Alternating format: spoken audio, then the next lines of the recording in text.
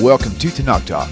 I'm your host, William Hall, broadcasting live from Kingsland, Texas, USA, with another episode of Controversial Issues with the most controversial rabbi on the internet, Mr. Rabbi Chaim Coffman. Welcome back, sir. Always a deep pleasure to have you on the show. Always a pleasure to be here. Tackling those dirty jobs that no one wants.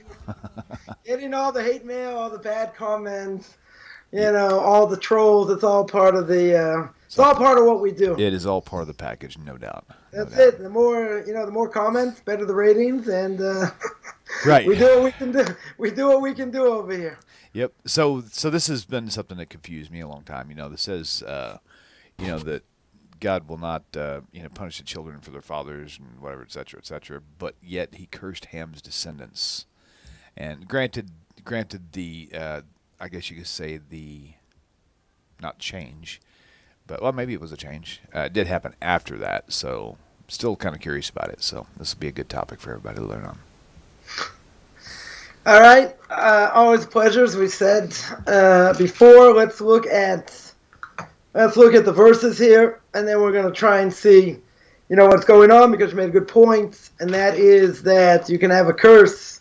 We have to see how curses work in general, but a curse where, the son really is cursed, but it really goes further down, right? So I have to see exactly what's going on. Commentators sort of go to town over here. What's going on? It's one thing, the father did something, and he's going to get punished, but really the curse doesn't necessarily go on him, it goes on his descendants. So that we're going to have to see. So in the book of Genesis, chapter 9, it tells the story after the flood that Noah gets drunk, right? Noah builds a vineyard, plants a vineyard, and he gets drunk. And chapter 9, verse 20, first thing is it says, Noah, the man of the earth, debased himself and planted a vineyard. Now, if you go, the beginning, the story of Parshas Noah,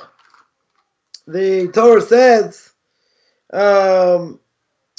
chapter 5, verse 9, these are the offspring of Noah. Noah was a righteous man, perfect in his generations.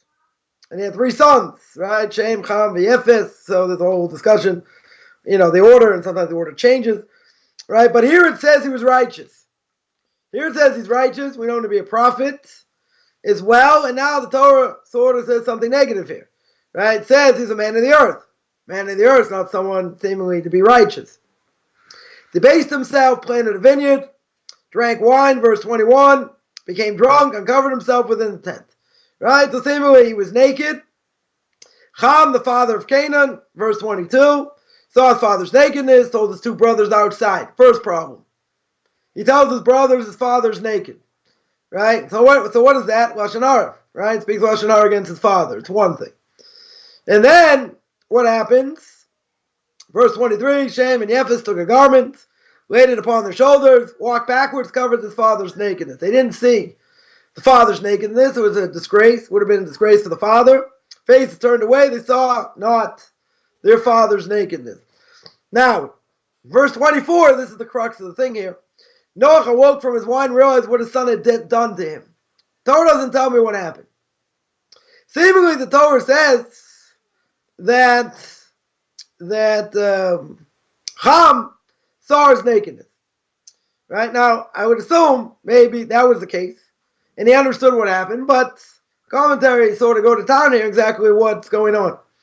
And then he said, cursed is Canaan, a slave of slaves shall he be to his brothers. Not on Ham. Right? Seemingly goes on Canaan over here. And he said, blessed is Shem, the God of Shem, and let Canaan be a slave to them. May God extend Japheth, but he will dwell in the tents of Shem, and Canaan be a slave to them. Basically, Ham and his descendants are going to be a curse. They're going to be cursed, and they're going to end up serving Japheth and Shem. That's seemingly how it plays out. Now, you got to understand, that first of all, what happened over here, right? We understand Noah got drunk, right? And it's a little bit hard to fathom. He's called an Isha Dama. He's called the man of the earth.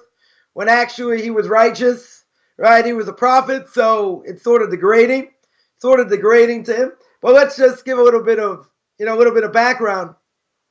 And one thing is, there was we know there was the sin of Adam and Eve. With the sin of Adam and Eve brought death to the world. Now death really shouldn't have been in the world. God had to go to plan B. But, Adam and Eve ate from the tree of knowledge. By eating from the tree of knowledge, it brought death to the world. And the world pretty much has never been at that point. There's only one time in history that the world was at that point before Adam and Eve sinned, and that was by the giving of the Torah on Mount Sinai. Now, at that point, had the Jewish people marched into the land of Israel, that would have been the Messiah, that would have been it, would have been over. But it comes on Mr. S, the Satan, Satan, whatever you want to call him, the angel of death, the evil inclination. He makes a picture, an image of Moshe Rabbeinu in a coffin. Everyone thinks he died, sin of the golden calf. World goes back to where it was. Right now, with that word of introduction, so what's Noah doing over here? Right? Noah, obviously wasn't a fool. You could tell me, what happened. He saw the flood, saw his family, friends, whatever get destroyed, even though, people came up to him. He was building an ark for 120 years. He didn't bring anyone to tshuva. Nobody repented. Right? So maybe he felt bad about that. The whole world gets destroyed. Starts with him and his family and whatever animals he brought in. And what's the first thing he does? He's depressed. Seemingly he's depressed. Right? And he drank. Now, at face value, that's definitely the way it looks. But if we look a little bit deeper, what's going on? There's a whole discussion the Talmud brings in. There's a whole discussion that the tree of knowledge, what exactly was it? What was it? Was it a fig tree? Some say it was a fig tree because they covered them. Adam and Eve were covered with, the private parts covered with fig leaves. Some say it was wheat. Wheat was a tree or a stalk or whatever. And then others say it was grape leaves, right? It was like from a grapevine. But nobody says it was an apple. So I'm not exactly sure where this idea that the tree of knowledge was an apple tree. But, okay. So now comes along Noah and says, there's a tradition brought down that the sin of Adam and Eve was done through grapes. Was done through grapes. So what did he do? He says, what? I'm gonna plant a vineyard, and I'm gonna use the grapes. I'm gonna sanctify the grapes. I'm gonna fix up the sin of Adam and Eve. Now there are people over time, throughout history, tried to fix the sin, of Adam and Eve, get the world where it should have been, before they had sinned, bring the Messiah and all that. In different times of history, that was the case. So what does he do over here? It's not just how does the prophet get so depressed, seemingly, gets so depressed he gets plastered over here, right? And it's very hard to understand the fact that he's going to drink, and he's going to, forget all the sorrow, everything that happened over here. So it could be, according to this, that he knew that Adam and Eve had sinned with a grapevine. And since they had sinned with a grapevine, i.e. grapes, what did they do? What did he do? He tried to sanctify it. He tried to use it in a way that was going to actually fix up the sin. Right? So, seemingly, behind the scenes, right, that was going on. It wasn't just, well, he's got such terrible character traits. One time he's king of the world, so to speak. He's a prophet. He's walking with God. Next minute, he's a drunk. Right? Logically, a prophet, if he's a prophet of God, he's not going to fall that far. If he's a prophet, he had to work it himself, as the Ramchal says in Derech Hashem, in the way of God, right? A person had to be at a level, they had to train themselves, in order to be prophets. A lot of things, they had to do. So it can't be all of a sudden he's had this, he gets so depressed, prophecy out the window, and he gets plastered, right? So that's one aspect, right? One aspect over here. Now, we have to see now what's going on. He gets drunk over here, and who happens to be there first? Ham happens to be there first. So what does he do? He tells his brothers that the father is naked. Right? That's the first mistake. Right? First mistake is he spoke Lashon Hara, throwing against his father. So what do the two brothers do? As we mentioned, they drape a cloak over their shoulders, walk backwards, let the garment fall on the father's nakedness. They don't look upon it. Now, Noach wakes up. He's upset. He's angry. Right? But it's hard to understand. Okay, Ham saw his nakedness. So it's one thing, okay, if he's plastered, he doesn't really know what's going on, right? So okay, so he saw his nakedness. Like, is that really the end of the world? Right? But it says he got up and he was angry. He was angry. Not only he took his wrath, so much, he took his wrath not so much on Ham, but on his son, on Canaan. And he what does he do? He gives this curse to Canaan. Not only to him. I mean, this is such a serious thing. We don't take cursing lightly, at all. Cursing in God's name, cursing in, any four-letter word, obviously a bad thing. Here we're talking about, actually cursing, cursing a person, over here, and curses can have, serious repercussions. So there has to be more than what's going on than only a curse on Ham's line over here. Right? Why? Because we also see there's a blessing to Shem and Japheth. Right? Shem becomes the offspring of where the Torah is going to come down. Right? It's going to come down through him, etc. And then it's going to get to Abraham, right? 10 generations later. It's going to get to Abraham, and he's going to be the pillar, the father of all nations, where the Torah is going to go, where he's going to, take the line, be the first one to bring about absolute monotheism. Everyone else was a pagan. Everyone else was in idolatry. So, he's got a good line over here. Japheth seemingly also, right? But again, let's go back to see what's going on behind the scenes, and then maybe we can understand a little bit about why this curse, not only hits Ham, but he hits, it goes through his son, or his grandson, and then, it hits the whole people over here. Now, the question also is, as we mentioned, the grandson didn't seem to do anything here. Ham's the one who's guilty, right? As you mentioned before, why do we see that the son, or a grandson even, gets nailed for the son of for the sin, of the father, right? Or even the grandfather. So the rabbis tell us, and we'll get to the other point in a second, but the rabbis tell us if a person goes in the same direction, as their parents, which is, let's say it's bad, whatever the bad character traits are, if the person goes in those bad ways, then they pay the price for what their parents did. You're gonna say, I don't understand. But the parents were bad. Okay. So if the parents were bad, so if the child did not learn from their bad ways, and they went in the proper way, the curse wouldn't apply. But generation after generation, the same bad character traits are being perpetuated. So the son or the grandson that keeps doing it, they're also going to pay the price. But they inherited it from their father, right? From their grandfather. You're right, but that doesn't mean they're not guilty, right? That the father, grandfather, 100% are guilty. That there's no question. The fact that, okay, the son, the grandson have the genes in them, but if they don't go in the same way, then the curse wouldn't apply, right? Then their bad character traits wouldn't apply over here. But if they go in that same direction, then it would apply. Now, the question is, again, that's one possible answer, right? But the question over here is, what's going on? Why is Noah so upset? You can say, okay, he's drunk, he's naked. Okay, he finds out his son saw him naked. I don't know. Is that really the end of the world?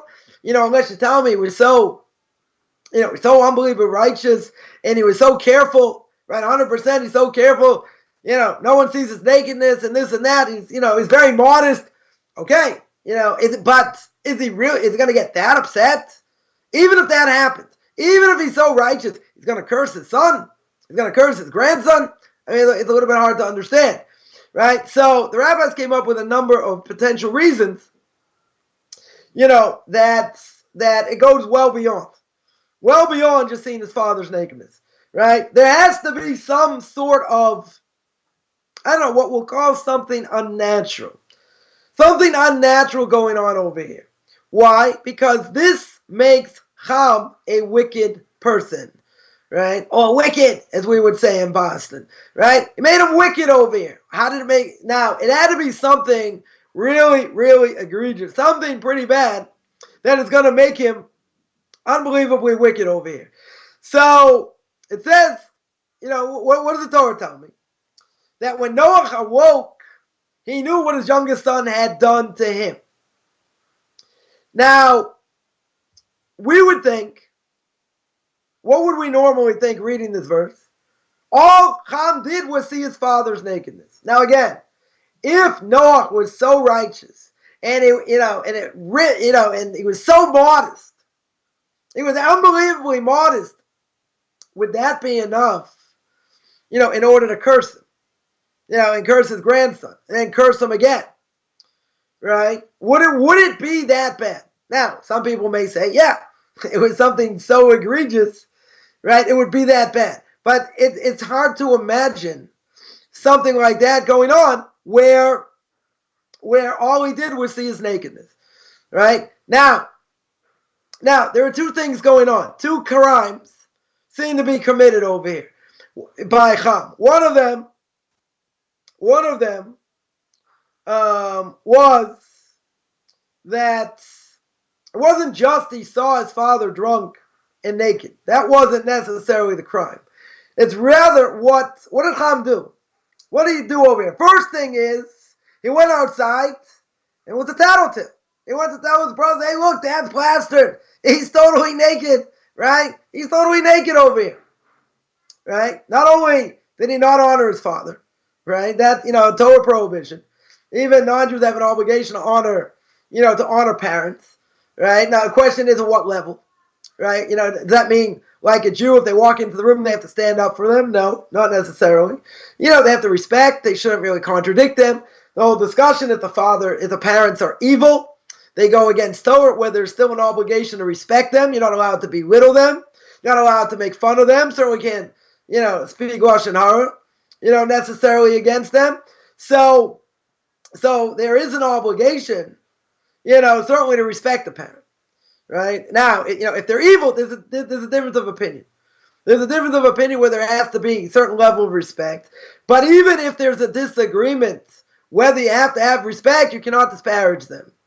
You cannot make fun of them, right? You cannot debase them, etc. So you have to have a certain level of respect, even though they might have done this, that, and the other thing. Even if it's bad, even if it's egregious, you can't demolish them in public. It's not something you're allowed to do over here. But that's a whole nother discussion, which maybe down the line, we'll get to. So what do we see over here? We see one thing, right? First of all, he went outside. We see two things. One thing is he dashed outside, tattles to his brothers. So certainly he didn't honor his father. Honoring a parent, respecting a parent, is worth millions over here. It's certainly one of the 10 Commandments, right? It's seemingly in the middle of the commandments between God and man and man. It's like a bridge, right? It's a bridge between both. So it's a tremendous mitzvah over here. He disgraced his father by telling his kids, by telling his brothers.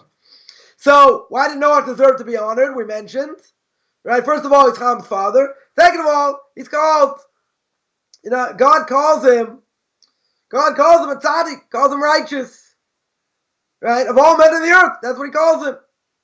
So in God's eyes, he's righteous. We mentioned he's a prophet. So therefore, not really nice speaking about a prophet, in such a way. So first of all, Ham should never have pointed out his father's sins to his brother. That's the first problem. Second crime is seemingly what he do. He spoke lashon hara, right? Now this could be another issue, right? Not only said something, not only told him what happened, right? But also lashon hara, not respecting his father, and also potentially, lashon hara. Now, the problem over here is we mentioned who is the one that's cursed. The one that is cursed, one who is cursed is Canaan. Now, why is that? Maybe he had a much closer connection than any other descendant. Maybe any other descendant of Ham, he had a much closer connection, right? But the reality is, what does the Torah tell me? His entire line is cursed. Not only that, but his other two sons, who acted correctly, discreetly, honorably, covering their father's nakedness, they get the utmost respect. So the future and destiny. Now you have to remember, we're gonna hit this very hard now, that the future and destiny of Noah's three sons affect every human alive today. It's not, in other words, it's not just, his line is cursed over here. We're gonna see. It's more, not only is it cursed, right? Who came out of him, what they represent, who they are today. Whole nation seemingly is cursed, right? So what do we have? We have a few verses over here that are going to show powerful prophecy to the entire human race, right? That's what's going to show. So we know that Shem, the word Shem means, really literally means name, but also means glory, right? In the sense someone wants to make a name for themselves, a powerful person. Now, what does Ham mean in Hebrew? It means hot, warm, could be even piping hot, burning hot.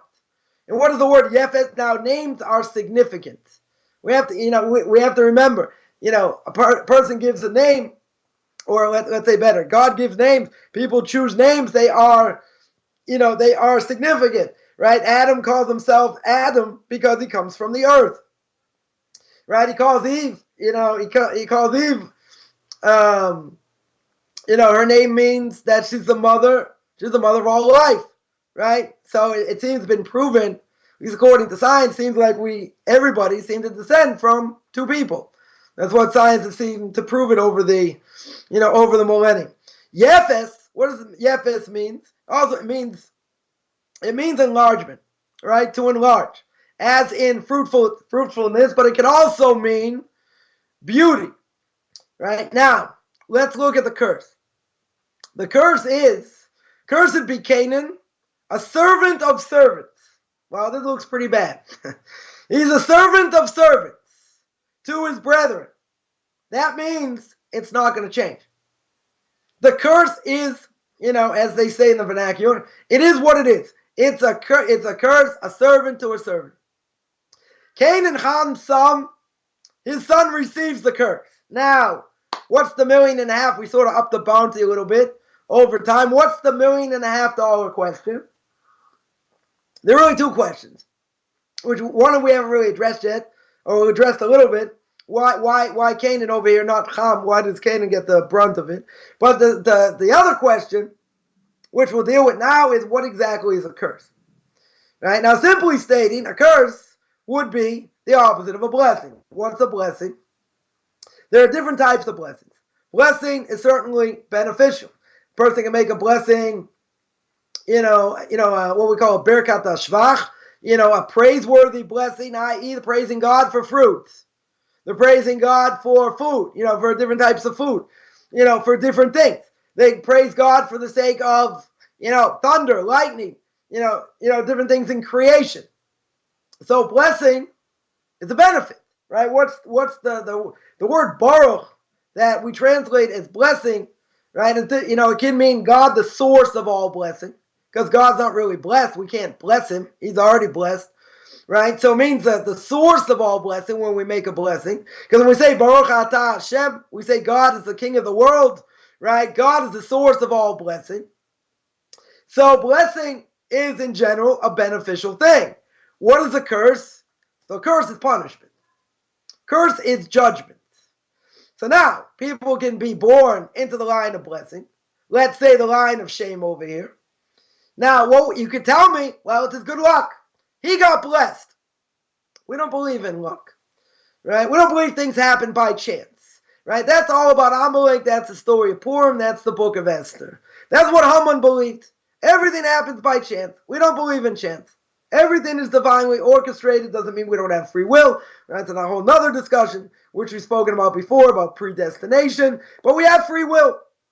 So seemingly, Shem gets the blessing.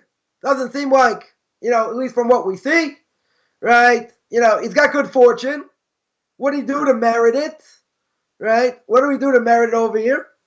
Right? So there could be that people who come from the line of Shem, what happens? They're on the good side. They got good fortune. You're born on the wrong side of the curse, wrong side of the train tracks, let's say. Right? You're born on the wrong side of the curse, the line of Ham. They're in trouble. Now, what's the $1.5 million+ question? What they do to deserve it? They didn't do anything over here. Their offspring seem to do nothing. Right? But what would I say? I would say, and we're going to go through this, in a little bit. But I think the simple answer would be that when the Torah tells me, cursed be Canaan, a servant of servants shall he be to his brethren. What that means is that does not change. Now, it could be anyone born, whoever comes from this line, it could be they may be able to break their own curse, maybe. As individuals. Maybe individuals can break the curse. But as a unit, as a people, let's say whoever comes out of them, whoever comes out of this, that is never going to change. That is something that, first of all, we don't take lightly, and that's something the Torah seems to say, that's it. There's nothing else. That is what it is. It's not going to change. Never going to change. Now, an individual, maybe they can break the curse. Maybe they can overcome it with a lot of work, with a tremendous amount of work. But as, let's say, a nation, as a group of people, never going to change. You're going to say, but it's not fair. They did nothing to merit this misfortune. Let's see. Now, who came out of Ham?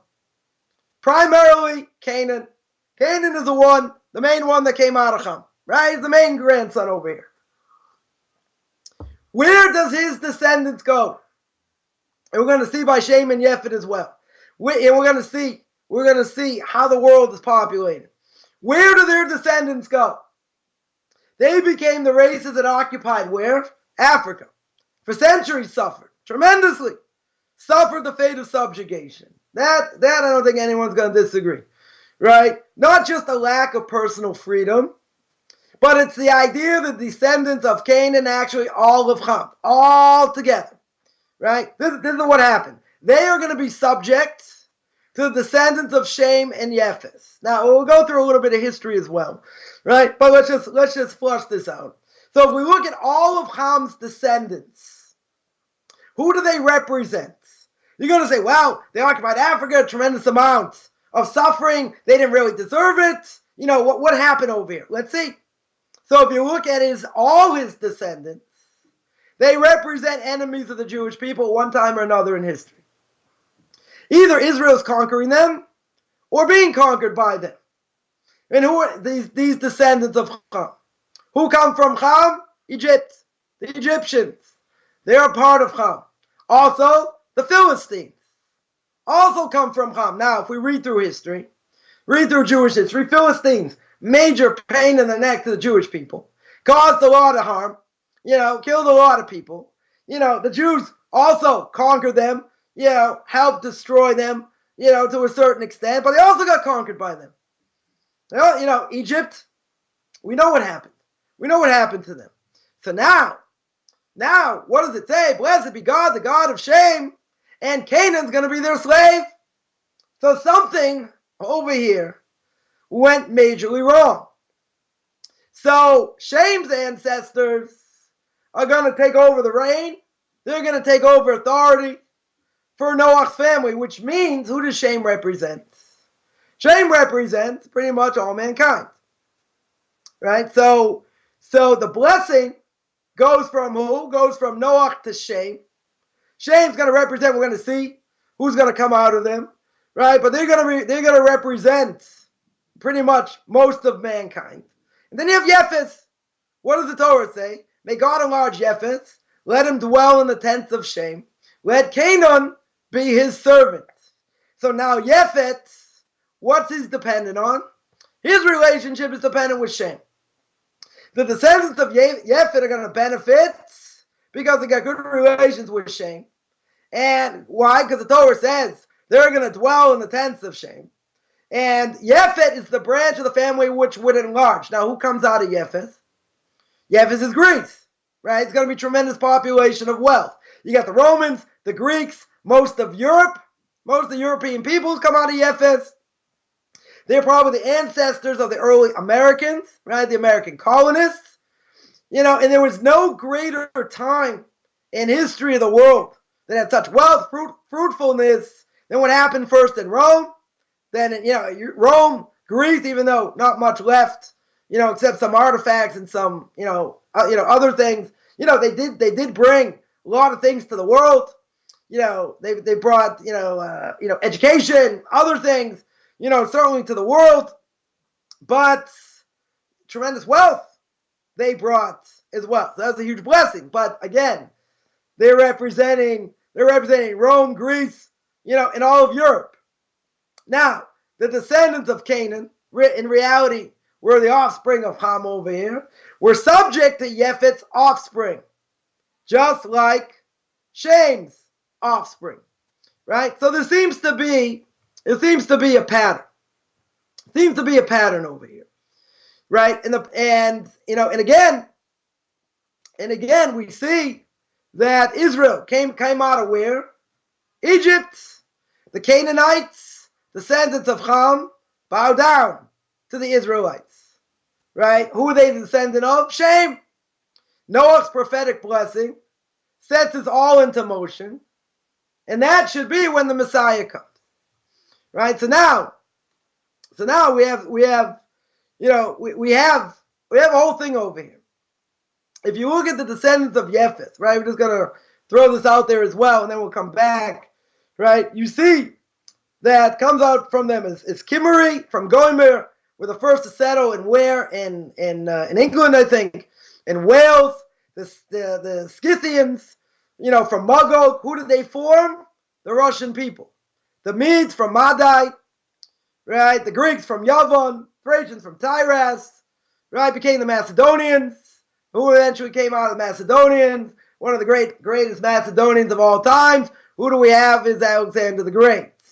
And from these group of people came who? Came the Germans, the Celts, the Armenians, right? You also have in the line of Japheth Tarshish. Where's Tarshish today? Modern day Spain, right? Also mentioned in Isaiah. Now, we look at all this.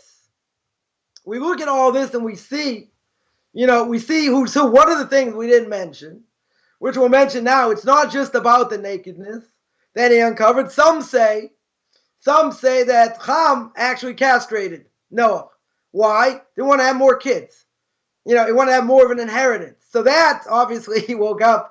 He understood something happened over here, right? And he cursed him, right? And he cursed him, and he cursed his descendants, right? So now we see who the players are. So, even if you want to tell me, well, their descendants, what did they do?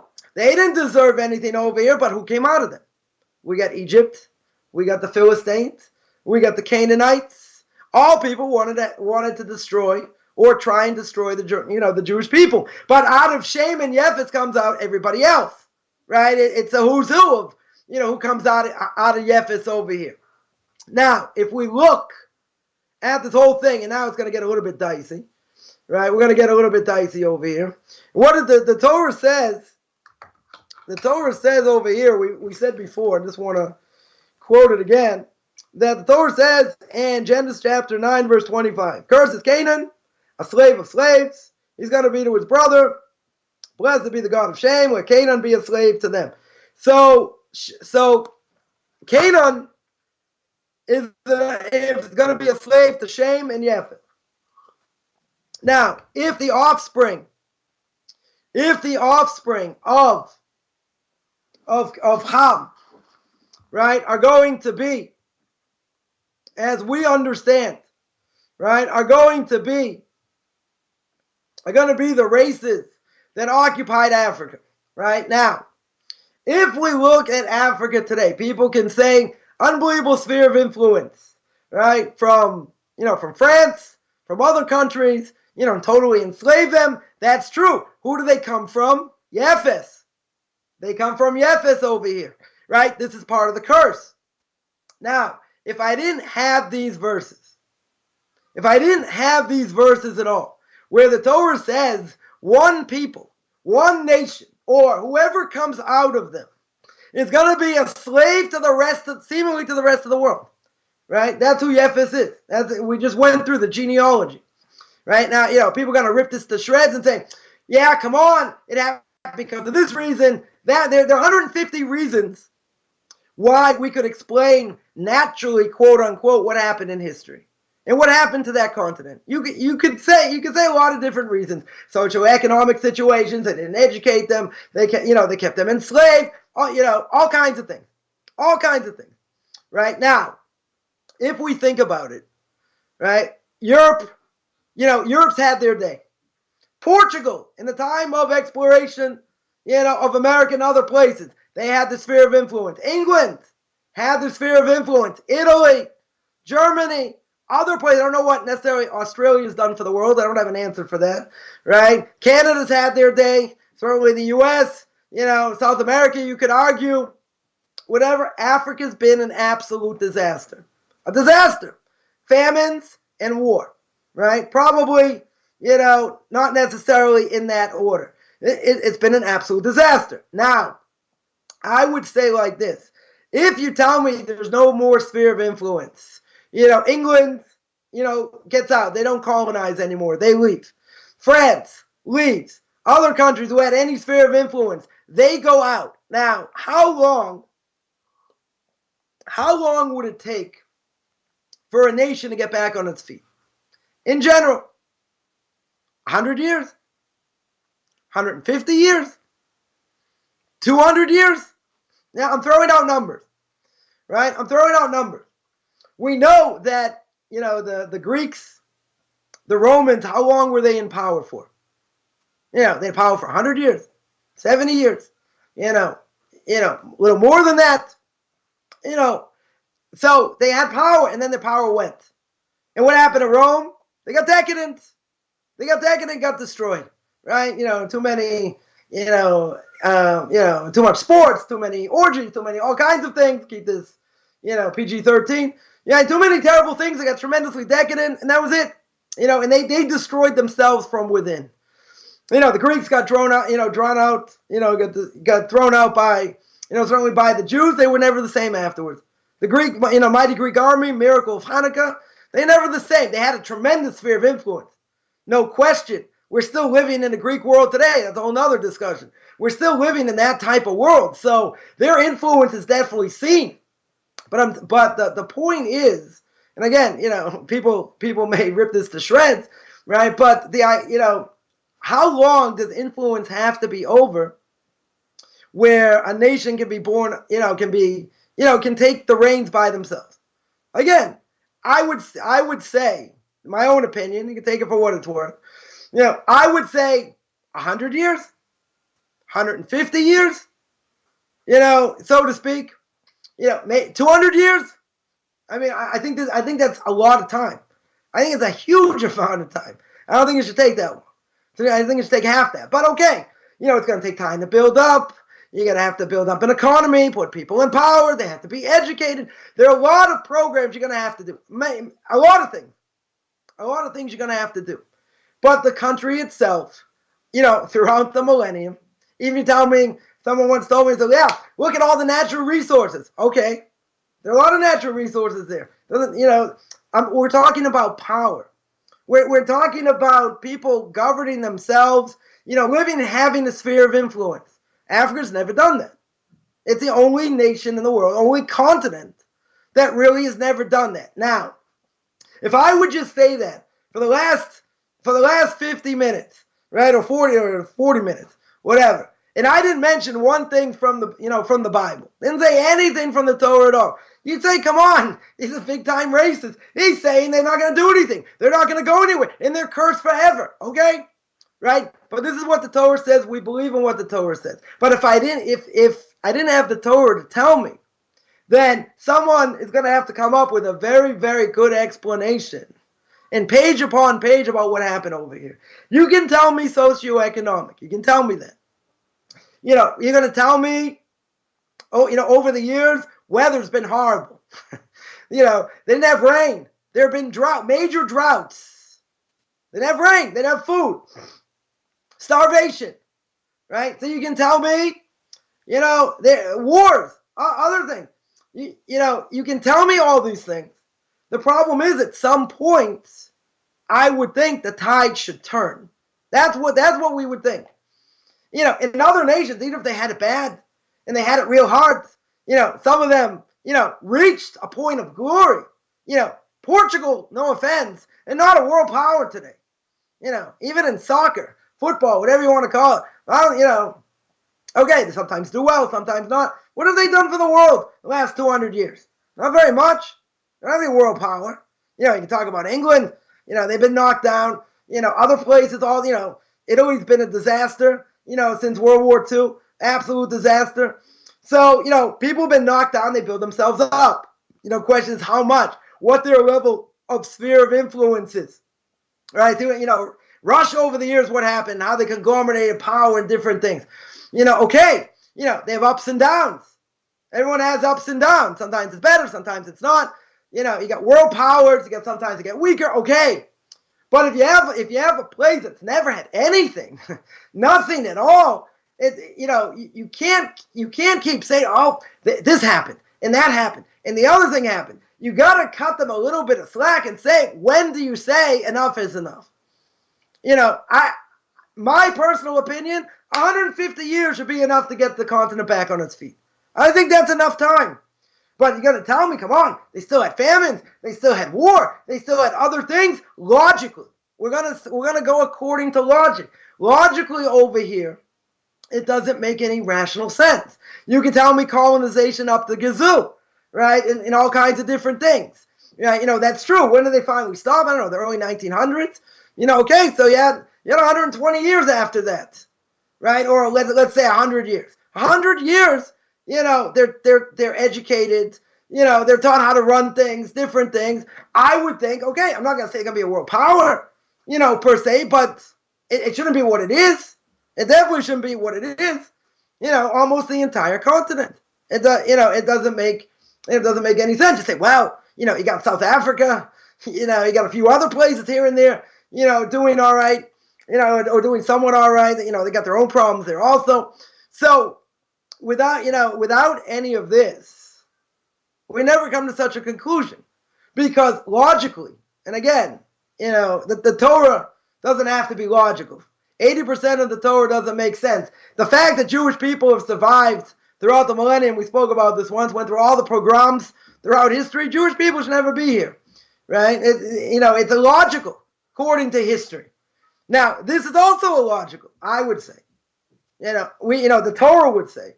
It's illogical except for the fact that the Torah says this is what's going to be, and it's not going to change. And seemingly it's not going to change. But now you're going to tell me, but there are people that overcome this. There are people who don't live in poverty. There are people, regular jobs, having families, doing good things. Okay, is that possible? Possible. It's possible. At the same time, is it going to be a whole nation that's going to come out of it? No. Why not? There's only one reason. It's not because of effort. The reason is because this is what the Torah tells me. The Torah tells me clear as day. This is not going to change. Right? In general, it's not going to change. Now again, if I didn't have this, I would say it doesn't make logical sense. Right? It doesn't make logical sense at all. I would say give it another 40, 50 years, and they should be over it. They should be over it already. That's what I would think. But the Torah doesn't tell me that. And not only that, but they've been subjugated. They've been subjugated by the Jews. They've been subjugated by the nations. And the offspring of Ham, it's going to say, so what do the offspring have to do with it? Why doesn't it just go through Ham? It goes to the Canaanites because of what the Canaanites did. They started up with the Jews, right? And people came out of them as well. started up, and they got demolished. Sometimes they were stronger, sometimes weaker, right? Sometimes they had more power, less power. But in the end, they're not guiltless. You're gonna say, but they came from the Father, so they're cursed. But it's not just because of themselves, not just because of the sins of the Father, not because they're going in the wrong direction. They did it to themselves. You come against the Jews, you're an enemy of the Jews, right? What does King David say in Psalms? King David says, "Those that love you, I love; those that hate you, I hate." Right? Meaning, talking about God. You want to go against God? There's a price. There's definitely a price you're gonna pay. You're gonna say, but they don't have a choice. Of course, they have a choice. They have a choice. Individuals have a choice.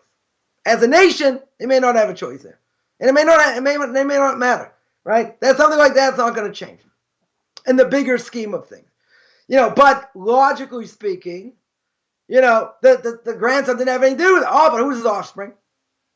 Who's his offspring that starts up with the Jewish people? You got Egypt, you got the Philistines, you got the Canaanites later, so they have it coming because they fight against God's people. Can't do that. Oh, they're going to do it anyway. They came up and did it, right? The other ones came up and did it. So again, sometimes they were more successful, less successful. But in the end, the offspring, the nation itself, is not going to come out of it as a nation. Which, if I didn't have the Torah, if I be I grew up in Massachusetts, most people know. If I wouldn't be an Orthodox Jew, I'd be a diehard liberal. Nothing to talk about. I'd come up, I'm a student of history. I come up with 100,000 reasons, why this all exists. It might be all cream puff reasons, but, maybe we'll come up with some other reasons, socioeconomic other reasons.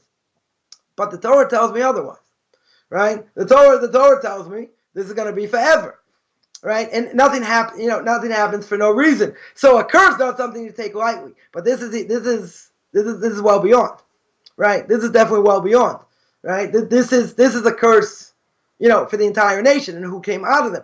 I'm just going to throw something out about a curse that people, can take this with a grain of salt. Like I said, since I grew up in Massachusetts, so what's the big thing in Massachusetts? Obviously about the Kennedys, right? Now, the Kennedys, if you look at them as a family and what's happened, two sons, killed, a sister has a lobotomy, you got Ted Kennedy, you got all these things happen with this family. Now, it's known that the grandfather, Joe Kennedy, big anti-Semite, huge anti-Semite. So the story, I don't know if it's true or not. Supposedly, one or two, big rabbis, he had an opportunity to save Jews in Europe during the war. And when he absolutely refused and said all kinds of things, it's a rumor. I'm not saying it's 100% true, right? Like I said, you can take it with a grain of salt. Some people say that, some great rabbis actually cursed him, like gave him a curse. Now, you're going to say, okay, I don't believe it happened. So even if it didn't happen, look at this family. This family, almost more than any other family, not that I did a study on other families, but this is a world-famous family, right? So many things happened. And Rose Kennedy lived to like 104. And she saw all this happen. Kids killed, grandkids, all kinds of crazy things that happened in this family. You want to say one thing happened, coincidence, maybe. Second thing happened, coincidence. If I have 10 things that happened in this family, John Kennedy Jr. was in a plane, flying a plane, got vertigo, went straight down. What are the odds of that? I don't know. How many people going to, know how to fly a plane, get vertigo? So there are a lot of things that happen that, are just, you can't say it's a chance happening over here because there's just too many things, right? If it's a handful of things, maybe, right? But if I got, 7, 8, 9, 10 things, that happens in the same family, very hard to say. Very, very hard to say there's not something else, going on. Is it, is it going to be the curse, of Ham and Canaan is going to be forever? I don't know about that. I don't see any, anywhere it says anything like that. But at the same time, well, when we see certain things, I'm not saying we're looking for curses, right? And we're looking for, families or people that seem to always have it bad. Nothing good seems to come out of it. And usually that's never the case. Because even if someone, they're doing bad or whatever, they don't stay down for long. Then, maybe a generation, maybe 2 generations, could be longer. let's say, but eventually that person should get on their feet. How many people came to America? They had no money. They struggled tremendously. But a lot of people eventually made it. They made it very successful. At least when it came to business. So, a person, even we have downturns. No one's going to stay on top forever, right? You can have, upturns, downturns. Question is how we deal with it. But at the same time, even if a person's down, they're not down forever. We go up and down. It's like, it's like playing ping pong. We go up and down. Sometimes it's better, sometimes it's worse, sometimes it's very good. Sometimes the person hits it big, so to speak, and, for a number of generations, their kids, grandkids do all right, etc. But then something else could happen. Or a person could hit it big and then lose it, or lose a lot of it. A lot of different things that can happen. But no one stays static in one direction or the other. No one stays on top forever. No one stays on the bottom forever. It's just, according to nature. According to nature, it doesn't happen in general. I'm not going to say it never happens, but in general, right, it never happens. Now, if that's the case, and you see a nation or a group of people that for the vast majority of time, over centuries, millennia, they're always down. Seemingly, they're always down. It's not like, they had better days, worse days. No, they're down, and they're going to stay down. They're down. They're down for the count. That's what it is. They're down for the count. Now, you would think, according to nature, as we mentioned, right? As we mentioned, according to nature, what should happen? They should get up at some point, where they're going to be fully successful, not fully successful, have sphere of influence, depends on a lot of different factors. But eventually they should crawl to the surface. They shouldn't be crushed, every single second of every single day. That shouldn't be the case, right? It should change at some point. And even when, just on a personal note, even if a person's down and they seem, wow, this happened and that happened, the other thing happened, a person is not going to be down forever. Could be down for 6 months, could be down for a year, could be a number of years, could be a lot of different things going on. But, God does not knock down a person forever, usually. There are peaks and valleys. That's what it is. We go up, we go down. We don't stay up, we don't stay down. In this case, logically speaking, at some point over time, things should have changed. They should have changed in some way. Some way it should happen. But the fact that it hasn't, so now someone's got to write a whole dissertation and say why. And come up with any number of reasons, why this has never happened. Now, maybe someone will do it one day. So I'll take what the Torah here tells me. The Torah here tells me they're going to be cursed, right? The Torah here says, we'll read it again, as we're going to conclude here, right? It says that curses is Canaan, a slave of slaves. He'll be to his brothers. And blessed is Shem, God of Shem, Canaan is going to be a slave to them. So to the vast majority of the world, Torah tells me, no commentary here. Don't need commentary. Torah tells me they're going to be a slave. They're going to be a slave to most of the world. To the Germans, to the Celts, to the Wales, America, this, that, all these people we mentioned. They're going to be slaves to. And that seems to be forever. Torah doesn't tell me otherwise. Torah doesn't tell me it's ever going to change. Right? So then someone's going to say, so we mentioned last week, said by Ishmael, right? They say, he's a wild animal. He's going to be a wild ass of a man, and with this and that's going to be his descendants, right? What about Sancheriv? Mixed up all the people. So the character traits don't go dormant over here. They're still there. And even if you want to tell me he mixed up all the people, you're going to say, okay, so he mixed up all the people. So where do these people come from? We know these are the descendants. This is where they, even they got mixed up. Here we know. So if that's the case, even if you want to tell me it's not them. Okay, let's say Sancheriv mixed all the people. So we don't know who's who. We don't necessarily know who's who. Fine. Let's say that. So then the onus comes on someone else to say what happened over here. Even we're going to say they're not the same people. Okay. So if they're not, what happened to this continent?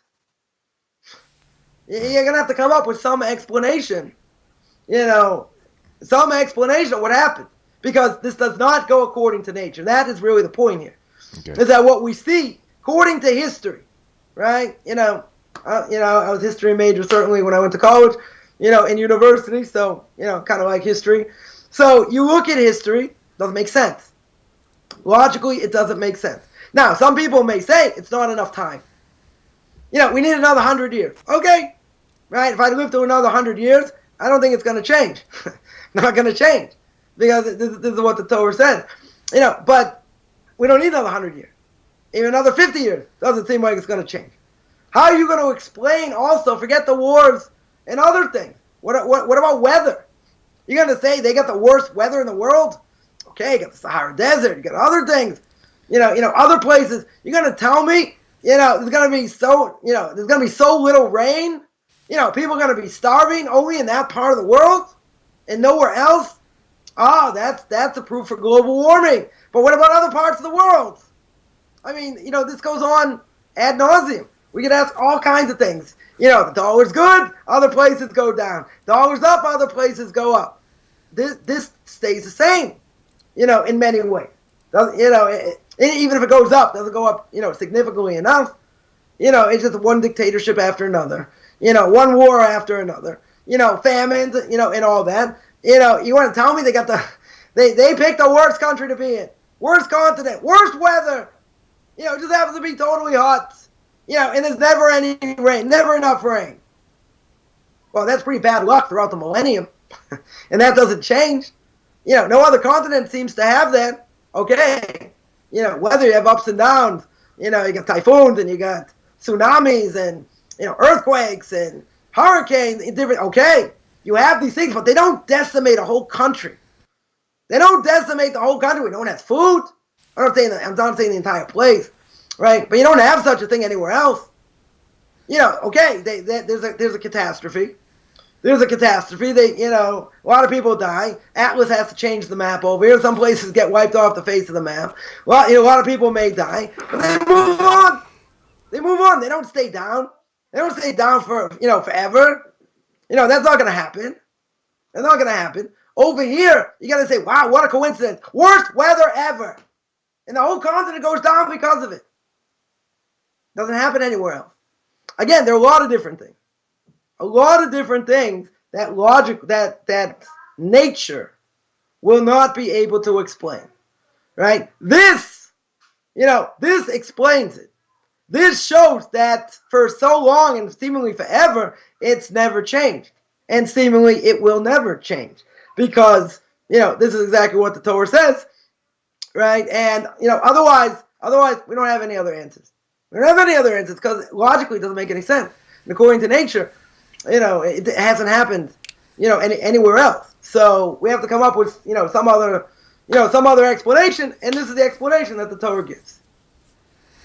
Very good, very good. Well, we are officially out of time. So I can't believe it. I stopped right at the minute. You stopped right on time. Good job. Good job. And if it wasn't, listen, we're going to do something in the future. We're going to leave about maybe about a 5 or 10 minute window open at the end of each future show. This is a recommendation by Andrea Weinberg. She's one of my YouTube moderators. Okay. And great idea specifically for last minute questions that people may have on Yeshua that you taught, what you're teaching for the day. There's a question that just popped in now, but unfortunately we don't have time to get to it right now because I've got another show starting in 15 minutes. So Rabbi Moshe Shulman will be on next. I can't even believe anyone from that topic is going to have any questions at all. I can't imagine. I see. That's okay. Okay, cool. So we'll see you next time, Rabbi, and see you all. Thank you all for definitely subscribe to the YouTube channel, turn on notifications, and and that's it. And meanwhile, stay tuned. We'll have another show coming up for you shortly. Rabbi, thanks again for your time, and we'll see you all soon. Thanks.